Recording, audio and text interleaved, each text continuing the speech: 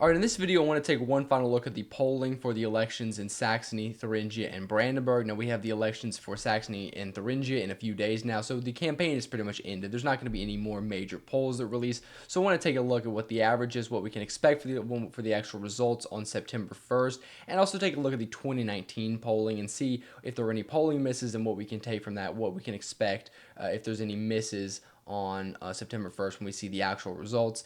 And I want to take a look at the three states. Brandenburg is a bit later in the month of September, but I want to still include it in this. And of course, we'll do a video in between the elections on the 1st and then the 22nd for Brandenburg to get a look and see if there's any changes in the polling. But I want to start with the state of Thuringia. Thuringia is a very important, very crucial state. This is a very contested election. We see that there is a clear first, second, third, fourth. So there's not a two-way race, but there are four parties that are each getting above around 15% of the vote. The AfD here is around 30%, clearly ahead. They have dominated in most of the East German states pretty much since around October of 2022.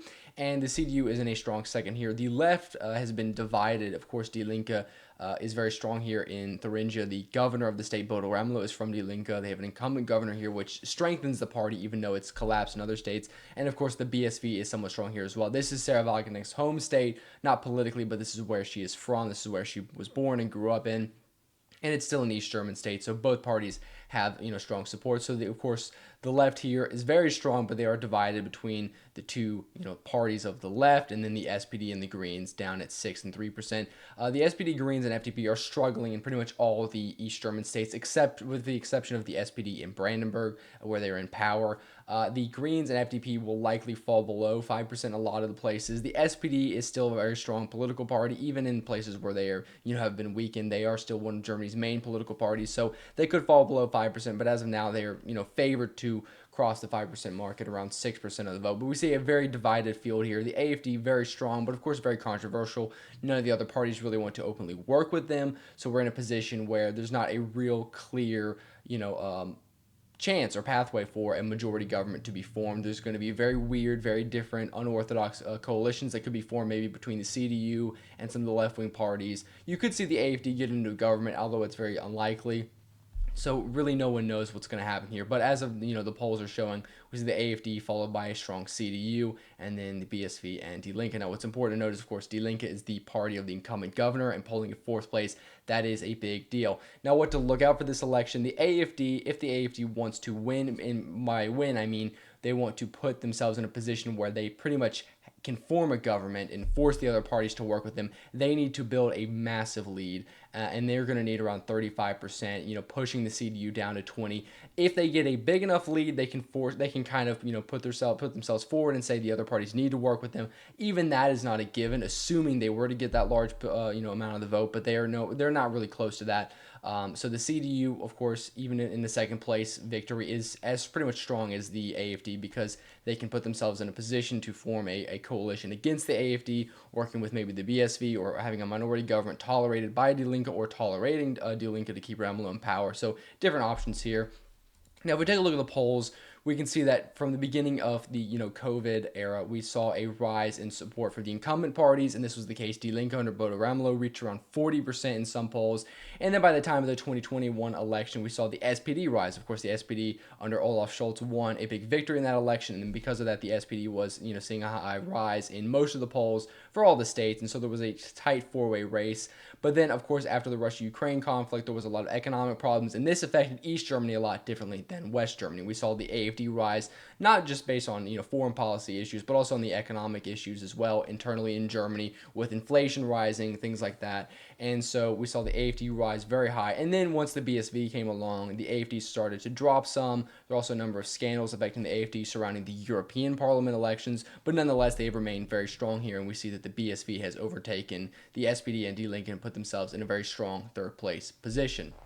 Now, if we take a look at Thuringia from 2019, we see that the polls did not really change much from July, and this was one of the states that had their election later. So Brandenburg and Saxony had their elections on the 1st of September 2019. Thuringia was 2 months later. And if we look at the polls, we can see that the final result was a victory for Die Linke, and that was predicted in the polls as early as July, the end of July, early August 2019. So what we can see from this is that the polls we have now are going to be pretty much reflective of what we get on this Sunday. So there could be a big polling miss, but at least as of now, the polls are pretty much in line with the final result. There's no major change in the polling in the final months of the election, and we see there wasn't really much of a polling miss. The CDU got slightly less than expected. The Die Linke got slightly more. Die Linke probably took some support from the SPD and Greens, which got slightly less. So as we can see, that the incumbent, the party that is predicted to do the best, the party in first place sometimes does even better. And then the AFD also, was basically in line exactly with the polling. So not much of a difference here. So we can pretty much assume that the results of the polling is going to be what we're going to get on Sunday. And there's not going to be any real changes from that other than a few points here and there. Now, if we look at the next state, we're going to see Saxony. Saxony is very different from Thuringia. It's a two-way race between two parties. The CDU and AFD are very strong here. The CDU itself has been very strong in the state.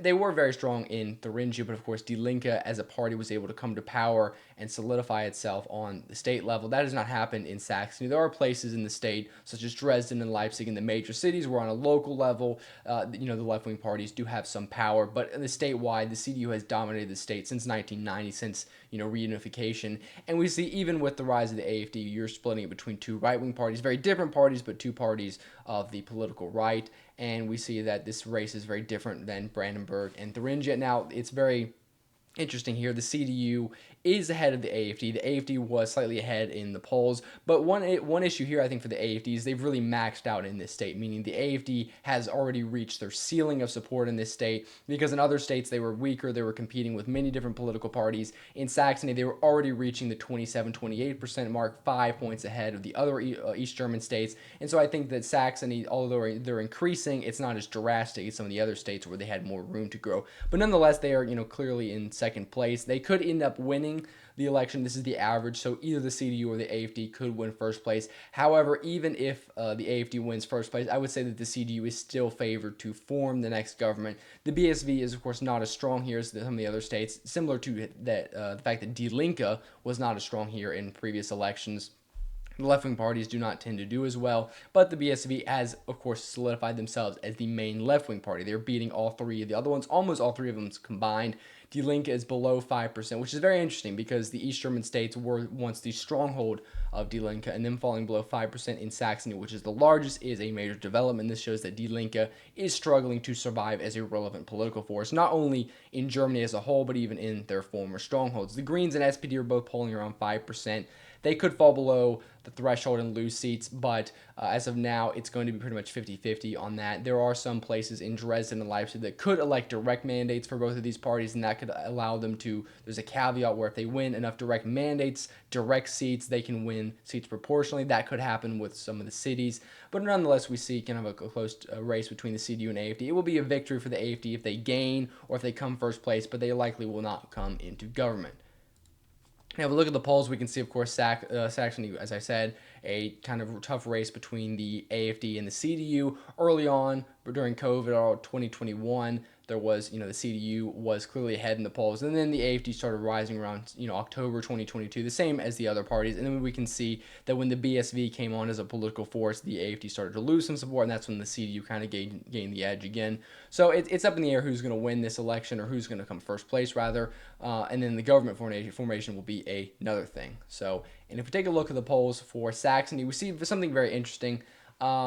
The polling misses in Saxony were really related to the AFD and the left-wing parties. The CDU got pretty much what they were expected to get. They were polling around 30%. They got around 32%, so maybe slightly ahead. But the big misses were for Die Linke, which was polling in the average in almost every poll at around 15-16% and only got 10%. And the AFD was polling at around 25-24%, and they got 27.5%. So what happened was the CDU and the AFD both did very well in this election. The AFD did better than expected, but at the last minute, a lot of voters from the SPD and Die Linke kind of went to the CDU to block the AFD, or some of them went to the AFD, and we saw that this two-way race kind of played off of each other, where a lot of voters said this is a race between the CDU and the AFD. The AFD is the only party that can challenge the CDU, and those who want change are backing the AFD, and those who want to prevent the AFD should vote for the CDU instead of parties like the SPD. So we saw in the last minute the CDU surged some, and the AFD, surged by a few points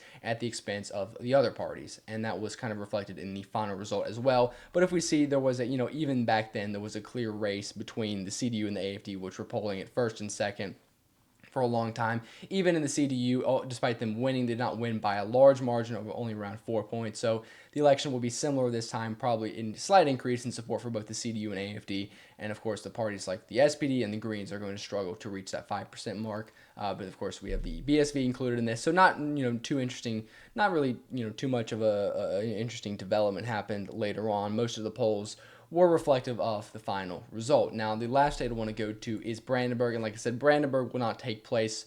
The election will not take place until the 22nd of September, so it's going to be a few more weeks, and I will do another video looking at the polls for Brandenburg after with the elections in Saxony and Thuringia. Now, if we take a look at Brandenburg, we can see that the AFD is weaker here than in other states, but it's also likely because it's a kind of four-way race.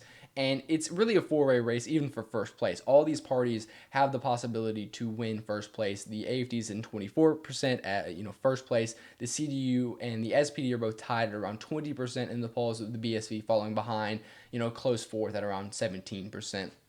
Now, a polling miss with a few points in a direction could really swing this anyway. It's probably unlikely that the BSV will win and beat the AFD. There is a 7-point gap between the AFD and the BSV, but the SPD could win.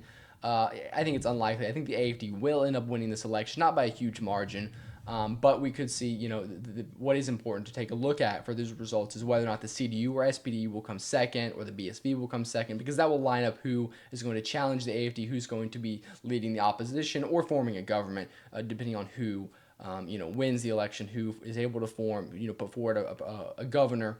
And so it's very important which place these parties end up in. And so very interesting race. Now, if we take a look at the polls for Brandenburg, we can see similar things in the other states. We saw at the beginning of COVID kind of a rise towards both the SPD, which was the state incumbent party, and the CDU, which was the federal incumbent party.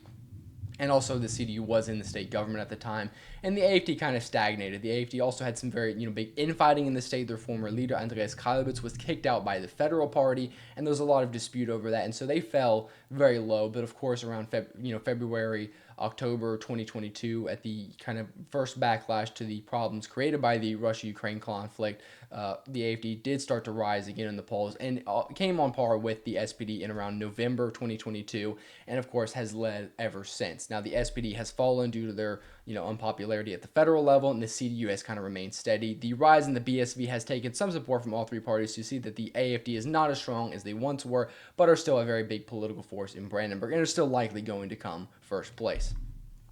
Now, if we take a look at the polls for Brandenburg, we see a similar situation. The polls for 2019, we see a similar situation to the other two states. In pretty much all cases, the incumbent party did better than expected, but the AFD also did pretty good. They did at least what the polls were expecting, if not more. And we can see this is the case for Brandenburg. The SPD and the AFD were polling at around 21% each. The SPD did around 4 points better, reaching around 26% in the final result, and the AFD did around 1.5 points better, reaching 23.5. The CDU did slightly worse, around 15.6, so just around 1-2 points below what the polls were. But of course, once again, the big polling miss was Die Linke, which Die Linke in both Saxony and Brandenburg were polling at around 15-16%, but only got around 10. It was only Thuringia that was different because Bodo Ramelow, the governor, was there from Die Linke, and that played a completely different role in the election because Die Linke was, the party of the incumbent governor. There was a personality factor there. It was a completely different election than these two.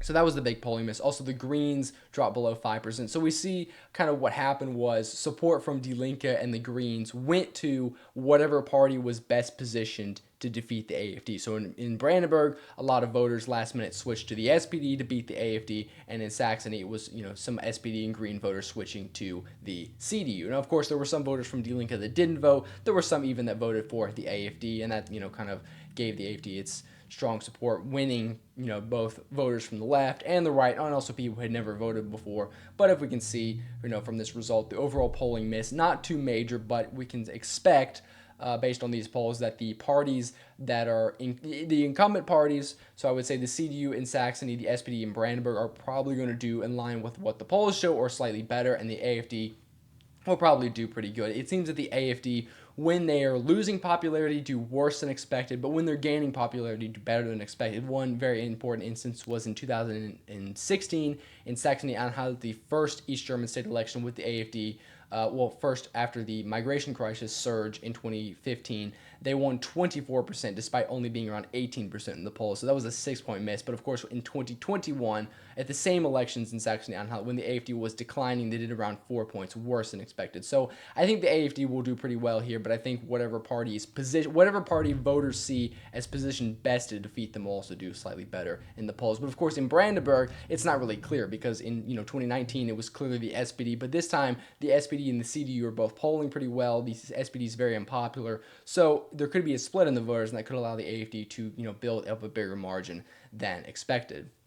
So that's going to be it for this video. I wanted to kind of talk about all these results. I'll try and do another video on these elections before the elections themselves. And then, of course, once we get the results, I will cover those after September 1st. And then we will have the elections in Brandenburg later next month. And, of course, the Austrian federal elections and a few Austrian state elections, which I will cover as well. So if you do like these videos, please like, share, subscribe, and I will see you all in the next one. Thank you for watching.